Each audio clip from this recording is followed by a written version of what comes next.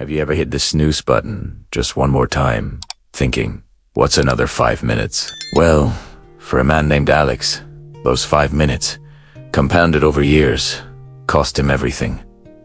This isn't just a story about being late. It's a story about how the small, seemingly insignificant choices we make every day can define our entire lives. Alex was a master of the morning rush. Not the efficient, organized kind, but the chaotic, last minute, everything is on fire kind. His alarm would blare at 7, but Alex, a seasoned negotiator with his own consciousness, would bargain it down to 7:15. By the time he finally rolled out of bed, the clock was his sworn enemy. His apartment was a daily scene of controlled chaos, a frantic search for matching socks, a gulp of cold coffee, a half-toasted piece of bread grabbed on the way out the door. He'd sprint to the train station, weaving through crowds, only to see the train doors slide shut just as he arrived. "Just my luck," he'd mutter, ignoring the fact that luck had very little to do with it. At work, Alex was known as almost here. His colleagues would joke about it. "What time do you think Alex will grace us with his presence today?" One would ask, "I'll bet your coffee he's here by 9:45. Another would reply. They laughed, but behind the laughter was a growing frustration. Alex was talented, no doubt. He was a brilliant graphic designer with a keen eye for detail, but his talent was constantly overshadowed by his tardiness. His boss, Mr. Harrison, was a patient man. He'd had several quiet chats with Alex. "Alex," he'd say, his voice calm but firm, "your work is excellent, but your punctuality is becoming a serious issue.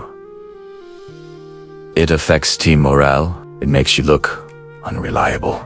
Alex would nod, apologize profusely, and promise to do better. And for a week, he would. He'd set 5 alarms, lay out his clothes the night before, and even make it to the office 10 minutes early. He'd feel a surge of pride, a sense of control, but then complacency would creep back in. "I've been so good," he'd think. "One little snooze won't hurt."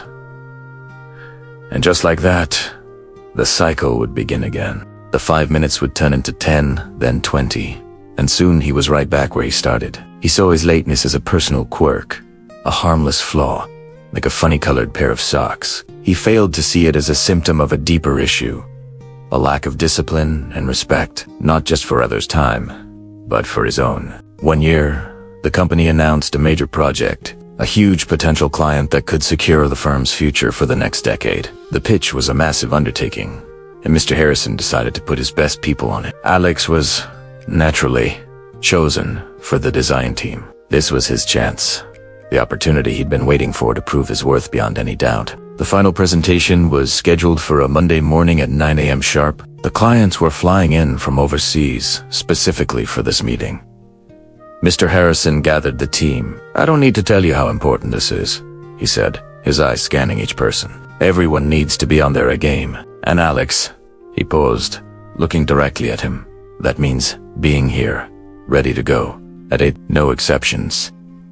Alex felt a knot in his stomach. The weight of that stare was immense. "You can count on me, sir," he said, his voice more confident than he felt. For 2 weeks, Alex was a changed man. He was the first one in, the last one out. He poured his heart and soul into the project, creating a design portfolio that was nothing short of breathtaking. The team was in awe. His concepts were innovative, his execution flawless. They were going to win this. Alex felt the thrill of genuine achievement, the satisfaction of hard work and dedication. The Sunday before the presentation, the team did a final run-through. Everything was perfect. They left the office buzzing with excitement and confidence. Alex went home feeling like he was on top of the world. He set 3 alarms on his phone and a backup analog clock, just in case. He laid out his best suit. He was not going to be late. He couldn't be. That night, however, an old friend called. They hadn't spoken in ages. One quick chat turned into a long trip down memory lane. Alex, feeling celebratory and relaxed, stayed on the phone longer than he should have. He went to bed much later than planned, but figured, "It's fine. I have so many alarms set. What could possibly go wrong?" The next morning, a strange silence filled his apartment. No blaring alarms, No insistent buzzing. Alex's eyes fluttered open, drawn by the bright sunlight streaming through his window. He glanced at the clock on his nightstand. The numbers burned into his vision. 8:47 a.m. A cold, sickening dread washed over him. His phone was dead. He'd forgotten to plug it in. And the analog clock.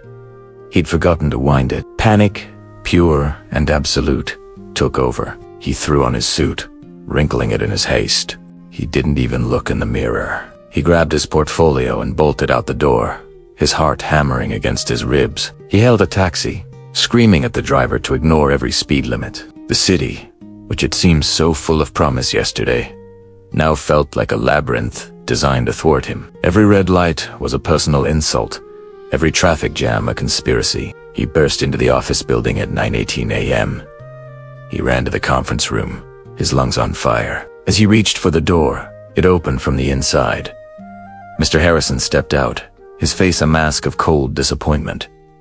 He didn't look angry. He looked defeated. Behind him, Alex could see the clients packing their briefcases, their expressions unreadable. "Alex," Mr. Harrison said, his voice barely a whisper. "Where were you?" My alarm, the phone, it died." The excuses sounded pathetic, even to his own ears. Mr. Harrison just shook his head slowly. "We had to start without you, Alex. Your colleague had to present your designs. He did his best, but he didn't know the work like you did. He couldn't answer their specific questions about your vision. They appreciated the effort, but they felt if we couldn't be punctual for the most important meeting, how could they trust us with their multi-million-dollar account?" He paused, and the silence was deafening. "They're going with our competitor. The project is gone." Alex stood there, frozen. The portfolio in his hand suddenly felt like a ton of bricks. All his hard work, all his talent, all those late nights, all for nothing. Wasted. All because he couldn't conquer his habit of being 5 minutes late. That day, Alex didn't just lose a project. He lost the trust of his boss, the respect of his colleagues, and a week later, he lost his job. Being fired was the rock bottom he needed to hit. Stripped of his routine and his identity as a brilliant but tardy designer, he had nothing but time. For the first time, he didn't see time as an enemy to be outsmarted, but as a resource he had squandered. His chronic lateness wasn't a quirk. It was a profound disrespect for the commitments he made to others and to himself. It was a message to the world that his time was more valuable than theirs. The moral of this story isn't just don't be late for work. It's about understanding that integrity is built in the small moments. It's in the decision to get up when the alarm rings. It's in showing up when you say you will.